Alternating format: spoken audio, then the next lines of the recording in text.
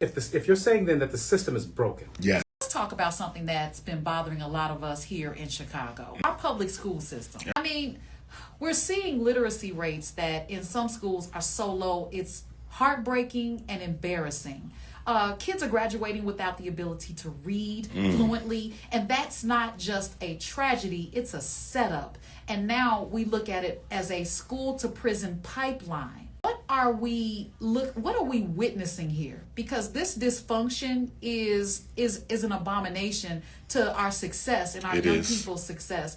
Well, first of all, you can't have failing communities without failing schools. A lot of the problems that we see here in Chicago or any other major predominantly black inner city is the fact that the schools are contributing to the psychopathology and the pathology in the surrounding neighborhoods, right? Then we have to look at the fact that Chicago only has 20% black teachers. It's dropped from 50 to 20 in 10 years, with 54% of Chicago's teachers being white people. But being a former principal and a current school psychologist, I am going to say most white teachers do have a problem with black children because they're not natural stakeholders in the success of our children. And we got to keep in mind that the schools in the black community have to fail in order to protect and safeguard white privilege and white opportunity for the white youngsters who will graduate and then become leaders in the society. If our children are properly educated, they can challenge white people for political and economic control of this city and of this state. The power structure doesn't want that, so they create a system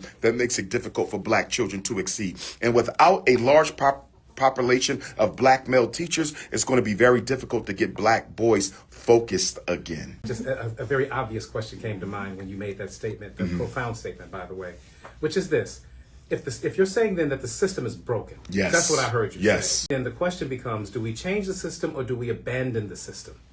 I would like for black people to abandon the system because there's enough abandoned schools in Chicago that if we would just take Chicago's Christmas money, 4th of July money, Easter money, and New Year's money, we could buy about 4 or 5 schools and renovate them completely. And then we could pay our teachers to come out of the public school system and teach our children in schools that they own. But let's go back to a time when education was under our control.